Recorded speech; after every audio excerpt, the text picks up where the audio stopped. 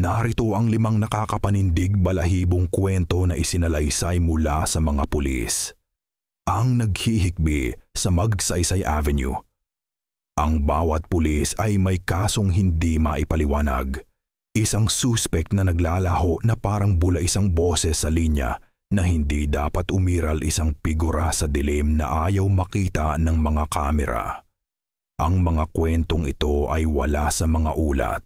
Ito ang mga ibinubulong sa mga gabi ng duty, ang mga nagpapalingon kahit sa pinakamatitigas na pulis.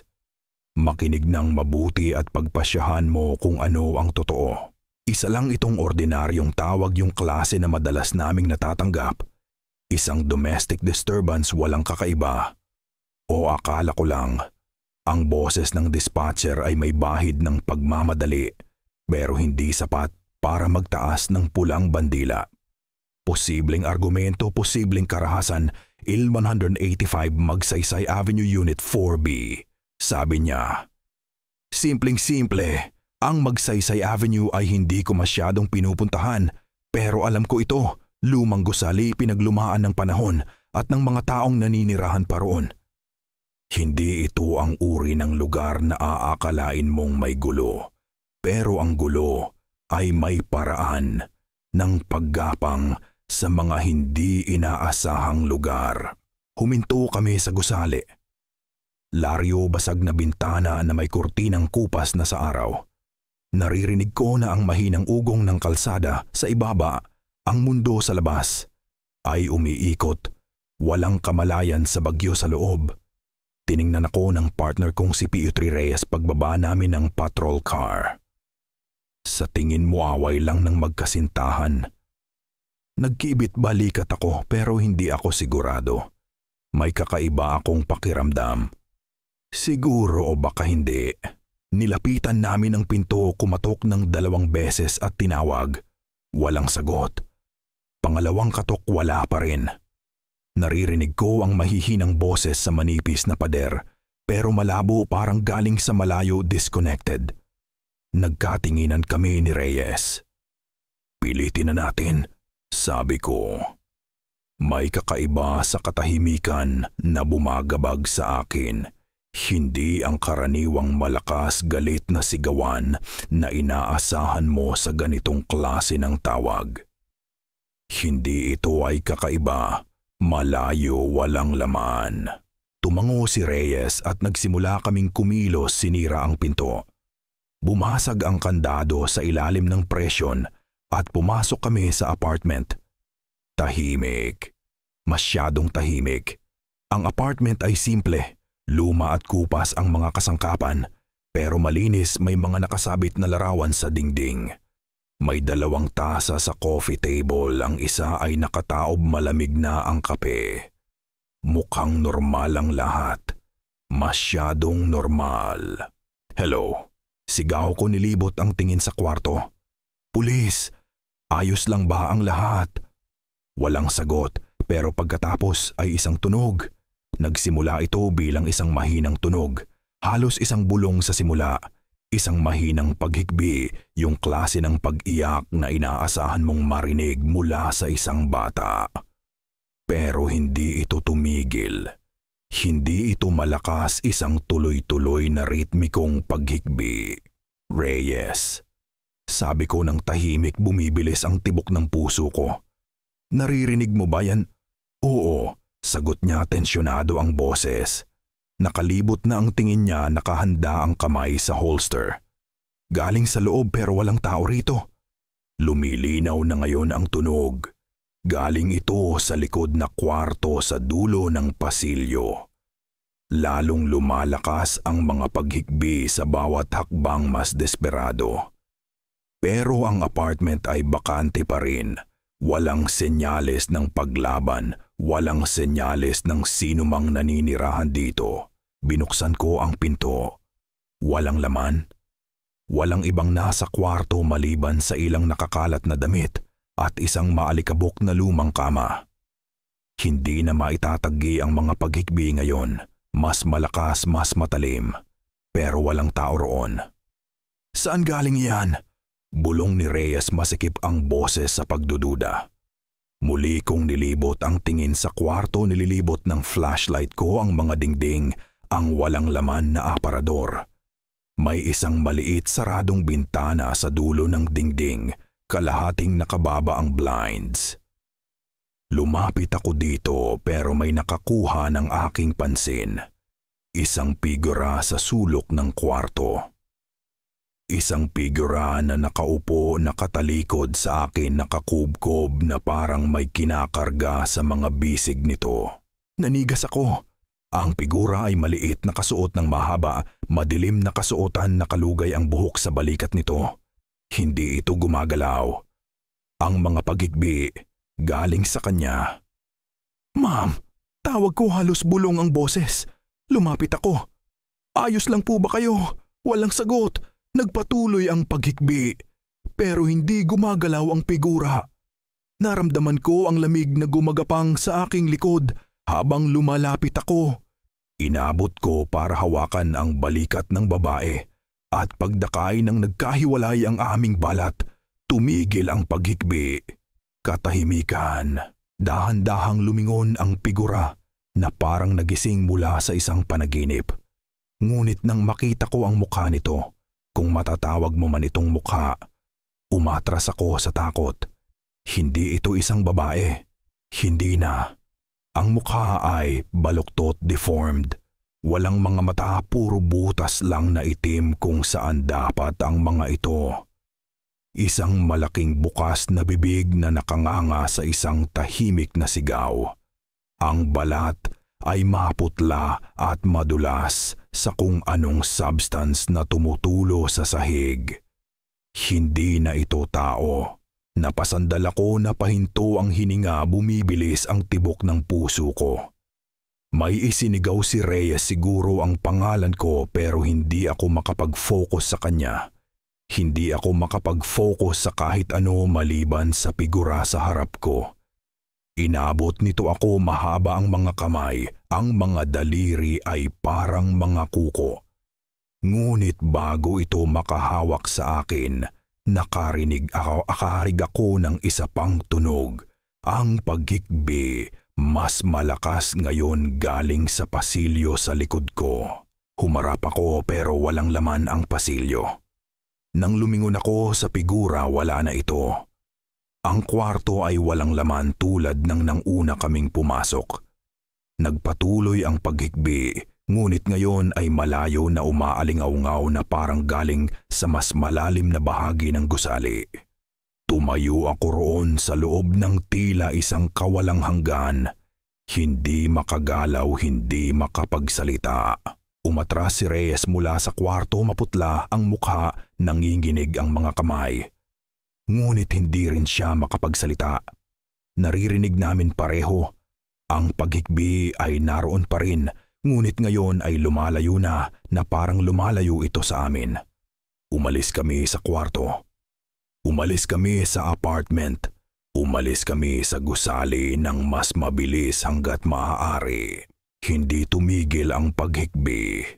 Sinundan kami nito, umaaling-aungaw sa mga pasilyo sa hagdanan at sa elevator shaft. Ang tunog ay pumuno sa espasyo na parang buhay, kumakain ng takot, kumakain ng hindi alam. Hindi na namin ito pinag-usapan kailanman. Ilang taon na ang lumipas at naririnig ko pa rin minsan.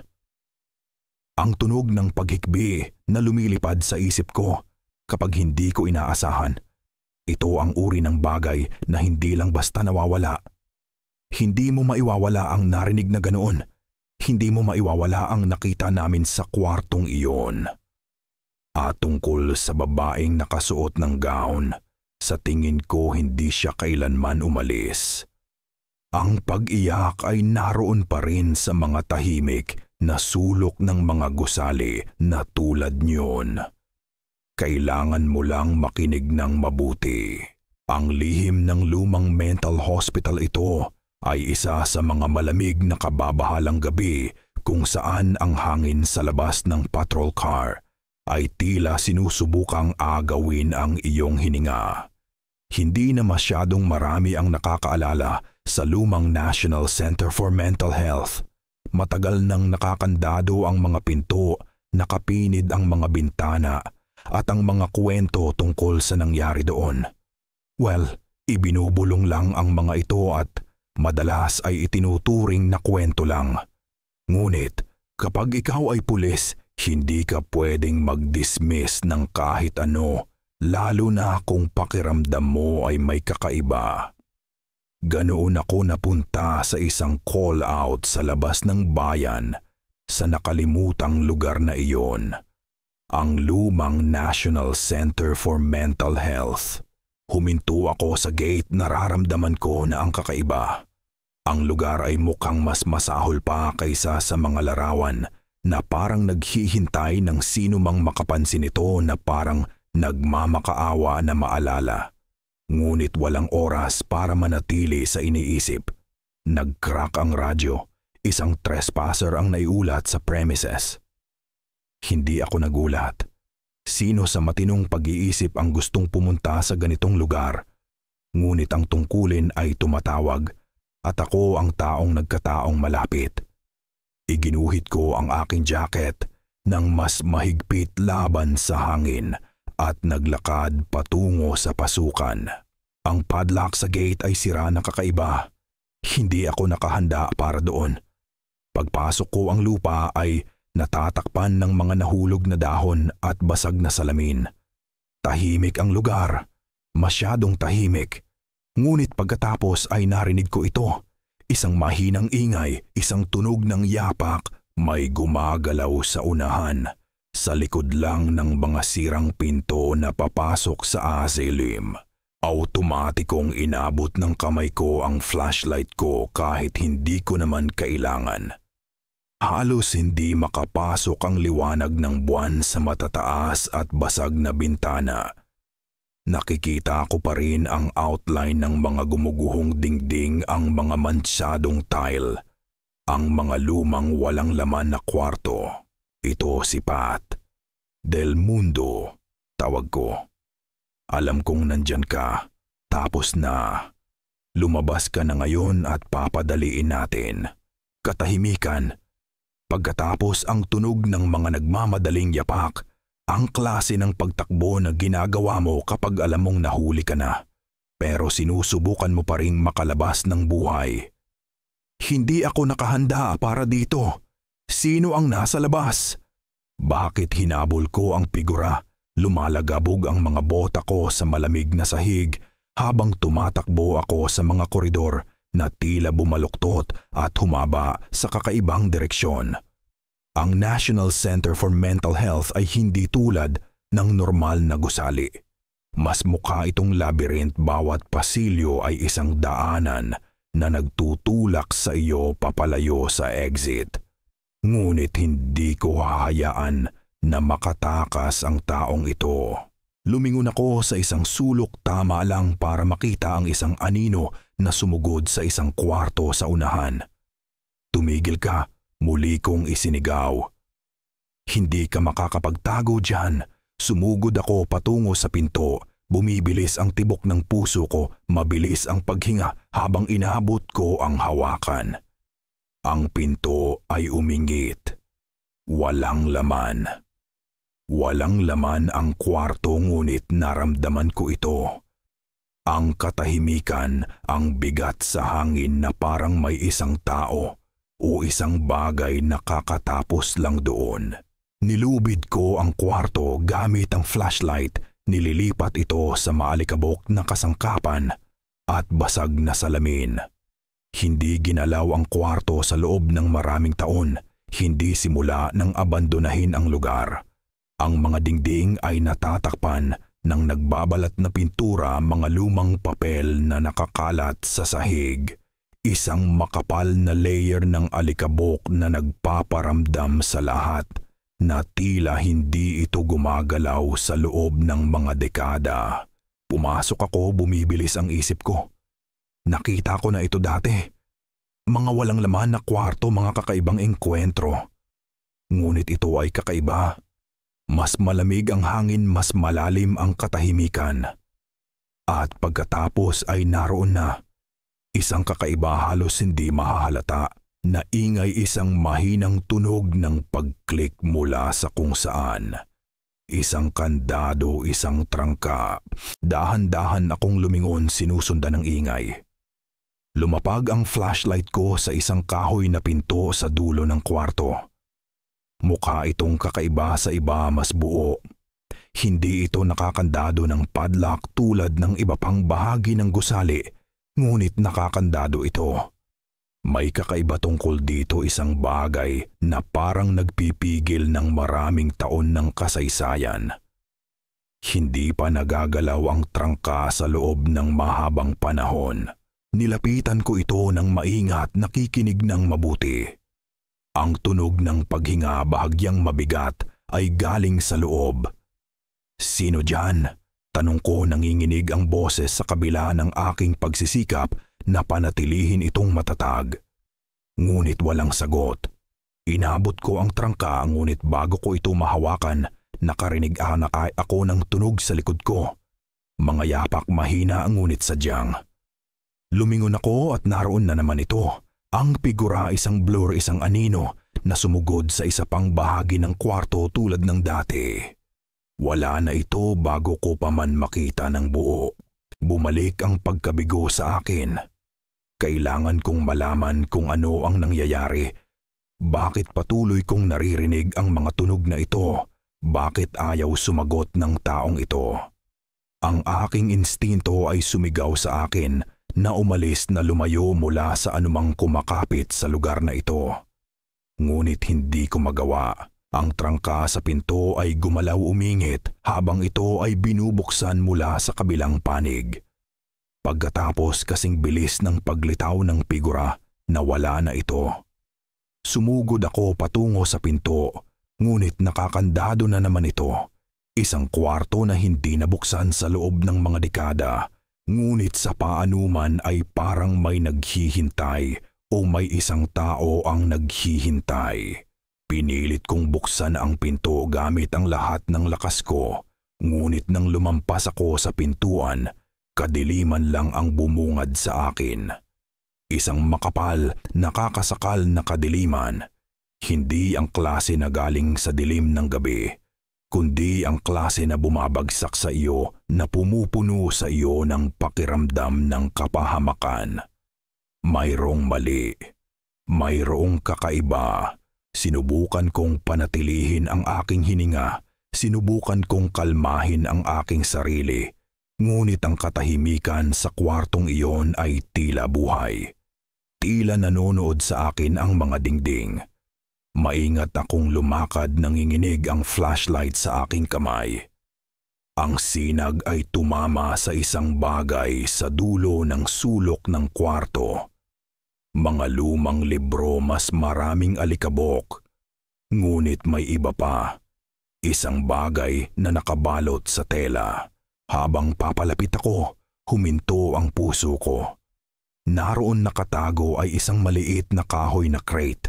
Ang uri ng crate na ginagamit upang mag-imbak ng mga personal na gamit, mga pag-aari, mga bagay na sinadya upang kalimutan.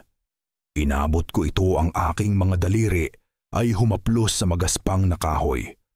Pagkatapos, mula sa kung saan muli kong narinig ang tunog ng mga yapak.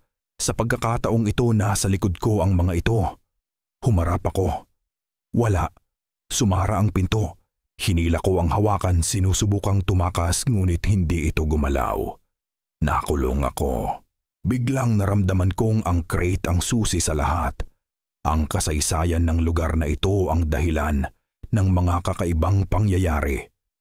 Bumabangis ang isip ko, ngunit kumapal ang hangin. Ang bawat segundo ay parang kawalang hanggan. At pagkatapos na parang huminga ang gusali mismo, bumigay ang kandado sa pinto. Bumukas ang pinto at natumba ako pabalik sa pasilyo, naghahabol ng hininga. Ang tunog ng mga yapak ay ganap na nawala ngayon. Hindi ko nakita kung sino o ano ang nasa likod ng lahat ng ito, ngunit may isang bagay sa kwartong iyon, isang bagay sa lugar na iyon ang higit pa sa isang alaala. Ito ay isang presensya, isang bagay na naghihintay ng isang tulad ko na darating at maghahanap. Lumingon ako at ang pinto sa kwartong iyon ay muling nakakandado na parang hindi ito kailanman nabuksan. Umalis ako sa National Center for Mental Health ng gabing iyon, hindi may mga sagot kundi may mas maraming tanong. At habang nagmamaneho ako palayo, hindi ko maiwaglit ang pakiramdam na kung anuman ang naiwan sa lumang National Center for Mental Health ay hindi pa tapos sa akin. Ang pasahero sa NLEX may mga tawag na hindi tama sa pakiramdam mo. Ang uri na nagpapapagduda sa iyong sariling pandama, sa iyong instinto o maging sa mundo sa paligid mo. Ito ay isa sa mga tawag na iyon. Ito ay isang tahimik na shift, isa sa mga gabing iyon kung saan ang lahat ay tila nangyayari ng dahan-dahan. Walang masyadong kakaiba, isa lang, ordinaryong patrol, isa pang routine. Nasa NLEX North Luzon Expressway kami, isang bahagi ng kalsada na dumadaan lang sa mga walang laman na bukid at siksik na kakahuyan sa loob ng milya-milya. Walang gasolinahan, walang restaurant, paminsan-minsan lang may dumadaang truck at ang klase ng kadiliman na tanging mga rural na highway lang ang makakapagbigay. Kasama ko si PO2 Cruz, ang partner ko sa gabi. Siya ang klase ng tao na mahilig manatili sa sarili niya, mag-focus sa trabaho at hindi magpapadistract sa mga kakaibang bagay. At sa karamihan ganoon din ako. Ngunit minsan may pakiramdam sa hangin, isang bagay na nagpapahiwatig na mas marami kang makukuha kaysa sa inaasahan mo. Katatapos lang namin ng isang report nang makita namin siya. Nakatayo siya sa gilid ng kalsada sa tabi lang ng lumang tulay, yung isa na walang humihinto. Alam mo yung klase ng lugar na sinasabi ng mga tao na isinumpa o pinagmumultuhan o basta nakakatakot lang. Ito ang klase ng lugar kung saan kahit ang pinakamatapang ay ayaw magtagal. Ngunit ang babaeng ito, bata siya siguro mga 20s, nakasuot ng kupas na jacket at nakalabas ang hinlalaki na parang humihingi ng sakay. Sinulyapan ko si Cruz. "Nakita mo siya?" "Oo." Sagot niya, kinakatok ang preno at bumabagal. Mukhang may naliligaw dito. Huminto ako sa gilid ng kalsada, lumulundo ang mga gulong sa graba. Hindi nag-atubili ang babae. Binuksan niya ang likod na pinto o pumasok ng walang imik at isinara ito sa likod niya. Hindi siya mukhang natatakot, pagod lang na parang matagal na siyang naghihintay doon. Nakita ko siya sa rearview mirror. Maputla siya, magulo ang buhok na parang hindi nakapagpahinga ng maayos sa loob ng ilang araw. Ngunit hindi siya mukhang nasa panganib, stranded lang, umaasa na may hihinto. Lumingon ako kay Cruz. "Saan ka patungo?" Tanong ko, sinusubukang makipag-usap. Ngunit hindi siya sumagot. Nakatuon lang ang kanyang mga mata sa unahan, nakatingin sa kadiliman sa labas. Tiningnan ako ni Cruz, itinaas ang kilay. "Siguro pagod lang siya. Ayaw lang ng ibang tao magsalita." Nagpatuloy kami sa pagmamaneho sa katahimikan. Ang ugong ng makina ang tanging tunog sa pagitan namin. Palapit na kami sa tulay ngayon, yung binanggit ko kanina. Yung may mga kwento, yung palaging nagpaparamdam sa akin ng pagkabalisa. Pagtawid namin sa tulay, tiningnan ko muli ang rear view mirror at doon ko nakita. Walang laman. Walang laman ang likod na upuan. Sumpa, hindi ko narinig na bumukas ang pinto. Wala akong narinig, ngunit nawala ang babae. Pinihit ko ang preno, dumulas ang kotse at huminto sa gitna ng kalsada. Tiningnan ako ni Cruz nang naguguluhan, automatikong napunta ang kamay niya sa kanyang sidearm. Anong nangyayari, pre? Nakita mo yun? Sinulyapan niya ang likod na upuan, kinikibot ang mga mata. Nakita ang ano? Yung babae, nandyan siya, di ba? Basta nawala lang siya, naglibot siya ng tingin sa kotse. Pagkatapos ay muli sa labas ng bintana. Wala. Baka lumabas siya habang hindi tayo nakatingin. Ngunit alam ko ang nakita ko.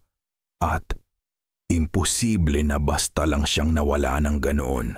Ibinalik ko ang kotse umiikot sa lugar sa paligid ng tulay. Walang senyales sa kanya, walang bakas, walang yapak.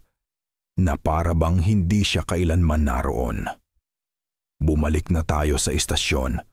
Sabi ni Cruz, sinusubukang iwaglit ang tensyon sa boses niya. Nag-iilusyon ka lang, pre. Hindi ako sumagot. Hindi ko magawa. Hindi ko alam ang nakita ko, ngunit alam kong may mali. Hindi ito tama. Hindi ito ang huling beses na nangyari. 1 linggo pagkatapos nasa parehong bahagi ako ng NLEX muli sa pagkakataong ito kasama si Pat. Santos. Katatapos lang namin ng ilang routine checks nang makita namin siya. Parehong lugar, parehong babae. Nakatayo siya sa gilid ng kalsada, nakalabas ang hinlalaki tulad ng dati. Sa pagkakataong ito hindi ako nag-atubili. Huminto ako agad tulad ng ginawa ko ng una. Hindi tila napansin ni Santos ang anumang kakaiba. Sinulyapan lang niya ako, nagkibit balikat at binuksan ang pinto. Kailangan mong sakay, tawag ko, ngunit hindi umimik ang babae. Binuksan niya ang likod na pinto, pumasok at isinara ito tulad ng dati. Wala akong sinabi kay Santos. Nagmaneho kami at muli kumapal ang hangin sa pagitan namin na parang may mangyayari. Ngunit sa pagkakataong ito mas handa ako. Alam ko kung ano ang darating. Pagtawid namin sa tulay, hindi ako nangahas tumingin sa rearview mirror. Hindi ko na kailangan. Naramdaman ko ito sa aking sikmura. Mabilis akong pumreno, muling dumulas ang kotse at huminto. Santos, sabi ko, tunog na alarma na ngayon. Anong nangyayari? Lumingon ako sa likod na upuan. Walang laman. Walang anuman doon, parehong walang laman.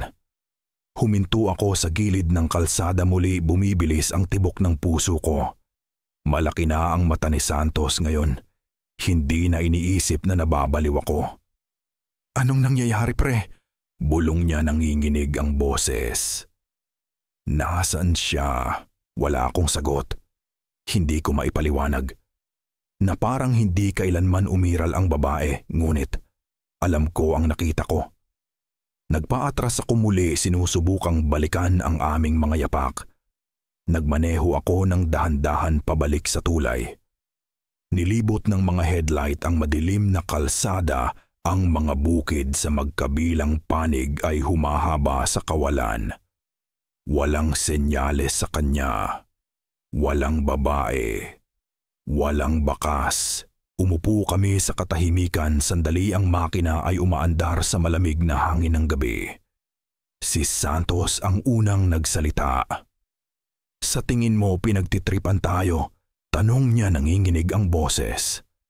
Umiling ako, bumibilis ang isip ko. Hindi ko alam, pre. Maraming beses na ako sa kalsadang ito. Imposibleng pinagtitripan tayo. Pero may mali dito. Nangyari ulit. Sa pagkakataong ito si Pat. Garcia ang nakashift at parehong babae, parehong tulay, parehong lahat. Lumitaw siya, kasing tahimik ng dati, ang kanyang figura ay halos hindi makita sa mga anino sa gilid ng kalsada. Umakyat siya sa likod na upuan, tahimik, at nang tumawid sila sa tulay tulad ng orasan, nawala na naman siya. Ngunit sa pagkakataong ito hindi nagmadali si Garcia na magmaneho palayo. Huminto siya sa kotse, bumaba, at nagsimulang maghanap sa lugar ng naglalakad. Ang sumunod na nalaman namin na wala na rin si Garcia. Missing. Walang senyales sa kanya kahit ang pinakamaliit na palatandaan kung ano ang nangyari. At doon nagsimulang kumalat ang mga tsismis. Sabi ng iba multo ito. Sabi ng iba mas malala. Hindi ko na alam kung ano ang paniniwalaan. Ang alam ko lang, hindi na namin siya pinulot ulit. Ni minsan. Sa tuwing dumadaan ako sa tulay na iyon ngayon naiisip ko siya. At minsan kapag makapal ang hamog at ang mga headlight ay kumikislap ng tama, masasabi kong nakikita ko ang isang figura sa gilid ng kalsada naghihintay. Ngunit natuto na ako sa aking aral. Hindi na ako humihinto. Dahil ang ilang bagay ay hindi na kailangang ipaliwanag. Ang ilang bagay ay ayaw na maunawaan. At ang babae sa NLEX, isa lang siya sa mga bagay na iyon. Ang tawag mula sa walang hanggan, nagsilbi akong 911 dispatcher sa loob ng maraming taon. Iba ang bawat tawag ngunit lahat sila ay sumusunod sa isang pattern, isang palitan ng mga salita, isang malinaw na kahilingan, isang pakiramdam ng pagmamadali. Ngunit minsan-minsan ang mga tawag ay hindi sumusunod sa anumang pattern. Ang ilang tawag ay nananatili sa iyo matapos mong ibaba ang telepono. Ito ay isa sa mga tawag na iyon. Husto 12:00 ng hating gabi. Tahimik ang shift, masyadong tahimik. At nakatingin ako sa orasan naghihintay ng anumang babasag sa katahimikan. Ang mga linya ng telepono ay umugong sa paminsan-minsang test calls mula sa mga pulis na nag-check-in. Walang kakaiba. Pagkatapos ay tumunog ito. Sinagot ko agad tulad ng dati. 911, ano ang inyong emergency? Walang sagot sa una, puro mabigat na paghinga lang. Naramdaman ko ang tensyon na gumagapang sa aking likod. May kakaiba sa katahimikan na iyon. Hindi ito tama. Hello, muli kong sinubukan. Ma'am, nandoon po ba kayo? At sa wakas narinig ko ito. Ang boses niya galit na gahabol ng hininga nanginginig sa takot. Nasa bahay sila. Sigaw niya. Nasa bahay sila. Tulungan niyo po ako. Hindi ko alam kung sino sila. Pero nandito sila. Palapit na sila sa akin. Bumilis ang isip ko habang pinoproblema ko ang kanyang mga salita. Ang adrenaline ay tumatama sa aking sistema. Pinanatili kong kalmado ang tono ko. Sinusubukang patatagin siya, sinusubukang pahingahin siya. Sige, manatili kang kalmado. Nasaan ka? Masasabi mo ba sa akin ang iyong address? Tanong ko, nagtatype na ang aking mga daliri. Sa sistema kinukuha ang impormasyon. Ang kanyang sagot ay dumating na may putol-putol na paghikbi. Hindi ko alam kung nasaan ako. Ito ay isang lumang bahay malaki pero please palapit na sila. Naririnig ko silang paakyat sa hagdanan. Namatay ang linya. Naririnig ko ang sarili kong puso na bumibilis habang lumalawak ang katahimikan sa kabilang dulo. Walang dial tone, walang static, patay lang ang hangin. Ngunit hindi naputol ang tawag. Nanatiling bukas ang linya. Agad kong ipinadala ang isang unit. Malapit lang sina Phil Tart de la Cruz at PC Pel Gomez, ilang block lang ang layo. Ibinigay ko sa kanila ang address na nasa file ko, ngunit mayroong hindi tama. Ang boses ng babae ay puno ng takot, ngunit mayroong isang walang laman na kalidad dito, isang uri ng desperasyon na hindi nabibilang. Pakiramdam ko hindi lang siya natatakot sa isang tao sa kanyang bahay. Mas tulad na nakulong siya ng isang bagay na mas malaki kaysa doon. Dumating ang mga pulis sa lokasyon. Pagkaraan ng ilang minuto, Huminto sila sa isang luma, masungit at sira-sirang bahay sa isang nakalimutang bahagi ng kalsada. Ang uri ng lugar na mukhang hindi nakakita ng buhay sa loob ng maraming taon. Nagbabalat na pintura, basag na bintana, mga damo na tumutubo kung saan dati ang driveway. Abandonado na ito sa loob ng mga dekada ayon sa mga tala. Walang dahilan para may sino man doon, lalo na ang isang galit na babae na nagmamakaawa para sa tulong. Naririnig ko ang boses ng pulis na nag-crack sa radyo habang papalapit siya sa harap na pinto. Dispatcher, nasa address kami. Walang ilaw, walang senyales ng buhay. Mukhang matagal nang hindi tinirahan ng lugar na ito. Sumimangot ako, ang pagkalito ay gumagapang sa aking boses. Sandali, sigurado ka. Ang mga tala ay nagpapakita na ang bahay na ito ay abandonado. Pinutol ako ni Dela Cruz, masikip ang boses sa tensyon. Oo, pero hindi ito walang laman ngayon, sigurado ako. Naramdaman ko ang malamig na kilabot na gumapang sa aking likod. Pumasok ang mga pulis sa bahay at naririnig ko ang kanilang mga yapak na umaalingaw-ngaw sa walang laman na mga pasilyo. Madilim ang lugar, makapal ang hangin sa alikabok. Tila walang nagbago sa loob ng mga taong iyon. Ngunit lalong lumakas ang pagkalito sa boses ni Dela Cruz at Gomez. Dispatcher, sabi ni Dela Cruz, tunog na hindi mapakali. Walang anuman dito, walang kasangkapan, walang senyales ng buhay. Puro lumang wallpaper at sahig lang. Pero kakaiba. Sumpa, may naririnig ako. Parang mga bulong na parang may sumusubok makipag-usap. Naramdaman ko ang bukol na nabuo sa aking lalamunan. Mga bulong. Anong ibig mong sabihin, mga bulong? Ang boses ni Gomez ay pumasok kasing gulo. Oo, na para bang walang tao rito, pero patuloy kaming nakakarinig ng mga boses mahihina. Tunog sila na parang may nagsasalita, pero hindi ko maintindihan ang mga salita. At sandali, Dela Cruz, nakikita mo ba yon? Sumagot si Dela Cruz, halos bulong na ang boses niya. May telepono sa sahig. Paano ito posible mainit ito? Isang kakaibang lamig ang bumalot sa akin. Ang telepono sa sahig. Hindi iyon tama. Hindi nila nakita ang telepono nang dumating sila. Mapapansin nila sana. Lumabas kayo dyan. Pagtulak ko, ang takot ay gumagapang sa aking boses. Umalis kayo, sa bahay may mali. Huwag, ngunit huli na. Nag-crack muli ang radyo, ngunit sa pagkakataong ito walang sagot, puro static lang. Sumigaw ako sa mic, ngunit walang bumalik.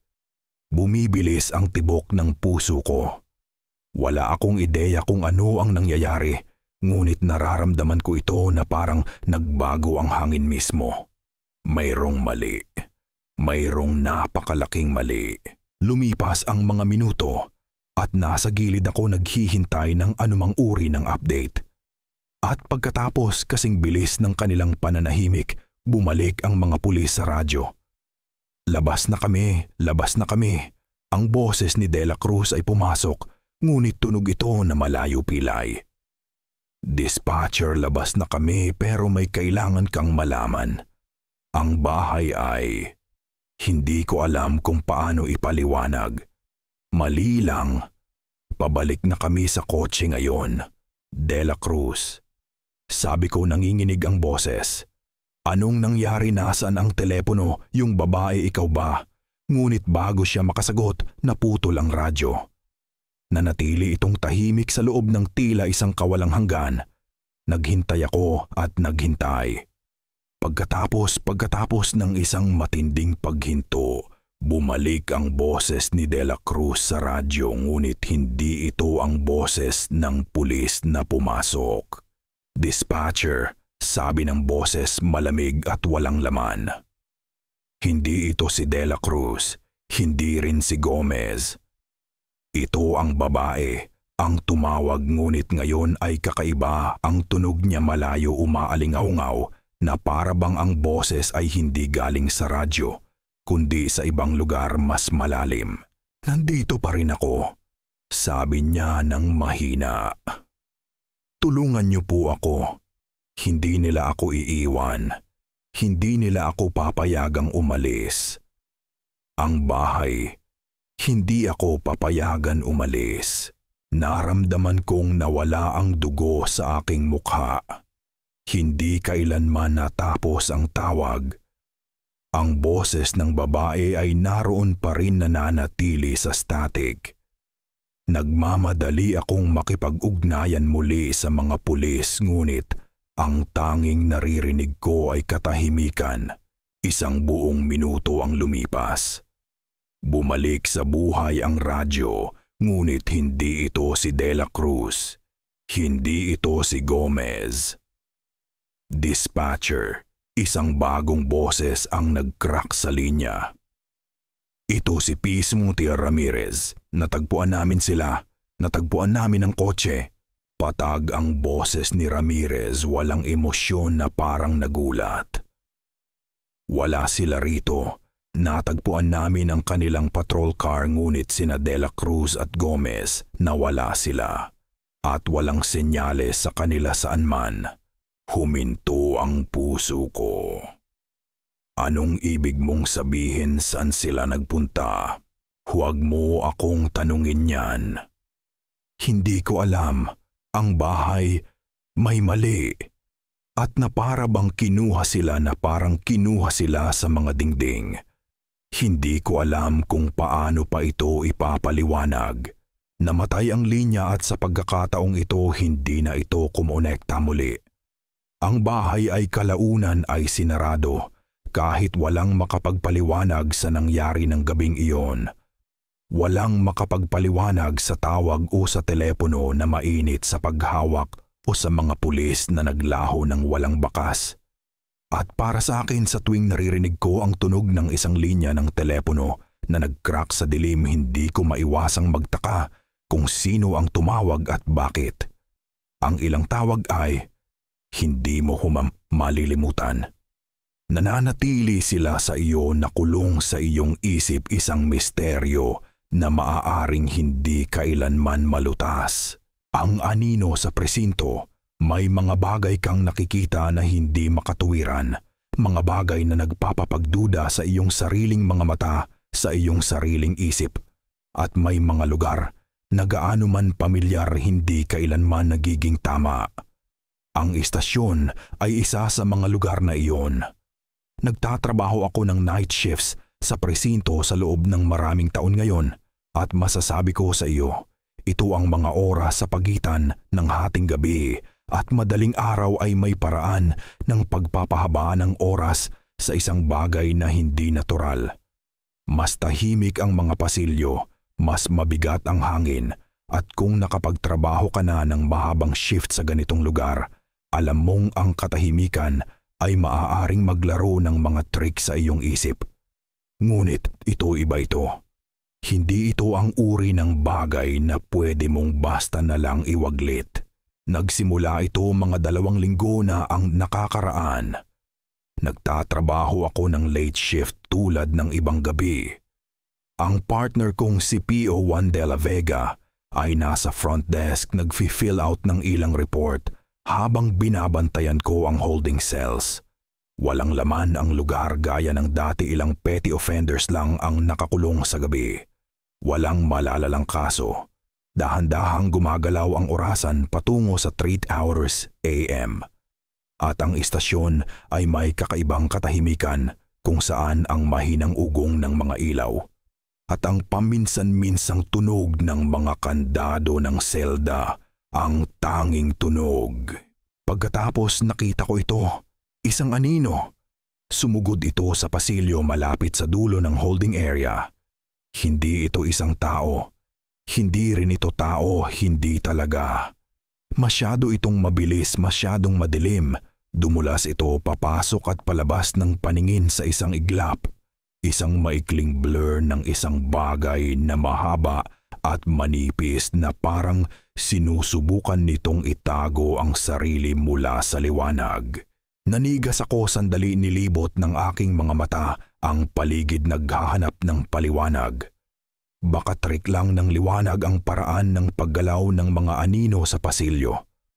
O baka isang insekto, isang daga, isang bagay na sumugod sa paningin. Ngunit pagkatapos, nakita ko ulit ito. Sa pagkakataong ito mas malinaw, hindi ito sa pasilyo. Nasa pagitan ito ng mga selda. Kinusot ko ang aking mga mata, sinusubukang mag-focus, ngunit naroon ito gumagalaw ng mabilis, lumilipat mula sa isang selda patungo sa susunod na parang nanonood sa mga bilanggo. Tumayo ako mula sa aking desk at maingat na lumakad patungo sa holding area. De La Vega. Mahina akong tawag, ayaw kong ialarma siya, ngunit kailangan kong may iba na magkumpirma sa nakikita ko. Nakita mo ba yon? Tumingala siya mula sa kanyang mga papeles. Nakita ang ano? Yung anino sa pasilyo. Nandyan lang iyon. Mukhang gumalaw sa pagitan ng mga selda.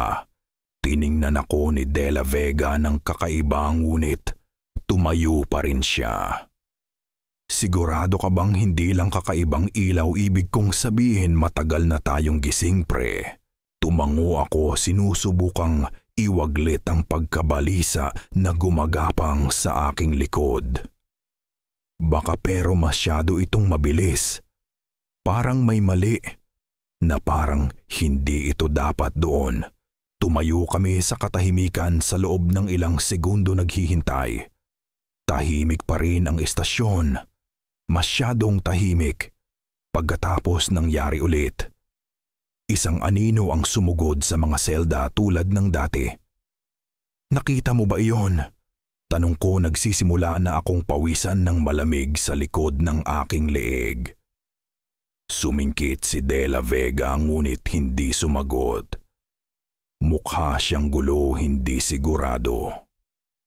Hindi ko nakita. Tiningnan namin ang mga security camera. Wala. Malinis ang footage tulad ng dati. Walang senyales ng sinuman, walang di pangkaraniwang paggalaw. Walang blur, walang hugis na hindi nabibilang. Sumpa, nakita ko ito. Bulong ko, pakiramdam ko ay nabigo. Hindi naman sa nag-ilusyon ako. Nandyan iyon sa tuwing. Hinaplos ni De La Vega ang kanyang mukha. Baka pagod ka lang, pre. Mahaba na ang shift. Bakit hindi tayo magpahinga? Tumango ako, ngunit may isang bagay sa aking tiyan ang nagsabi sa akin na hindi lang ito pagkapagod. Iba ito. Sa sumunod na ilang gabi, nagpatuloy ang mga sightings. Ang anino ay dumudulas sa mga selda ng random palaging kapag walang laman o tahimik ang istasyon, kapag pakiramdam mo ay bumagal ang oras mismo. Minsan gumagalaw ito sa pagitan ng mga selda, sa ibang pagkakataon naman nakatayo lang ito sa dulo ng pasilyo nanonood. Sa tuwing tinitingnan namin ang security footage, malinaw ito. Wala. Hindi kailanman nakuha ng mga kamera ang anuman. Na parang ang anino ay lampas sa lens ng mga kamera, na parang hindi ito dapat makita. Ngunit nakita namin ito. Hindi namin maiwawala ang nakita namin. Nagsimulang maging mas balisa si De La Vega. Hindi niya aaminin, ngunit alam kong patuloy niyang tinitingnan ang mga pasilyo kapag akala niya ay walang nakatingin. Nagsimula siyang umupo sa front desk na nakakandado ang pinto, nililingon ang kanyang balikat bawat ilang minuto. Ginawa ko rin ang pareho. Pareho kaming kinakabahan kahit wala sa amin ang gustong umamin. Isang gabi umabot sa breaking point ang tensyon. Mag-isa ako sa holding area, nagtatrabaho ng ilang papeles nang marinig ko ito. Isang mahina, halos hindi maririnig na tunog na parang may tumatapik sa mga kandado ng selda. Tahimik ito sa una, mahina lang ang ingay, ngunit pagkatapos ay lumakas. Tumingala ako. Bumalik ang anino, ngunit sa pagkakataong ito kakaiba ito. Hindi na ito gumagalaw ng mabilis. Nakatayo ito sa harap lang ng isa sa mga selda. Mas malinaw na ngayong nakikita ko ang hugis nito. Hindi lang ito anino. Mas matangkad ito kaysa sa isang tao. Ang mga tampok nito ay lumalaki at humaba, halos deformed. Ang presensya nito ay parang mali, na parang hindi ito bahagi ng mundong ito. Lumakad ako patungo dito, ngunit sa sandaling ginawa ko nawala ito. Nawala na parang usok sa hangin. Nanigas ako, bumibilis ang tibok ng puso ko. De La Vega, sigaw ko sa radyo. De La Vega, pumunta ka rito ngayon, ngunit walang sagot. Tumakbo ako sa front desk, bumibilis ang isip ko. Walang laman ang pasilyo. Walang senyales ni De La Vega. Walang tao sa paligid. Doon ko narinig muli ang mahinang tunog. Sa pagkakataong ito, galing ito sa mga selda. Isang bulong. Hindi ko maintindihan ang mga salita, ngunit ang tono nito ay nagpadaloy ng kilabot sa aking likod. Sumugod ako sa holding area, bumibilis ang tibok ng puso ko. At pagkatapos, nakita ko ito, si De La Vega. Nakatayo siya sa dulo ng pasilyo, nakatingin sa anino. Maputla ang kanyang mukha, malawak at malabo ang kanyang mga mata, na parang hindi niya kontrolado ang sarili niya. De La Vega, tawag ko, humakbang pasulong. Ngunit hindi siya sumagot.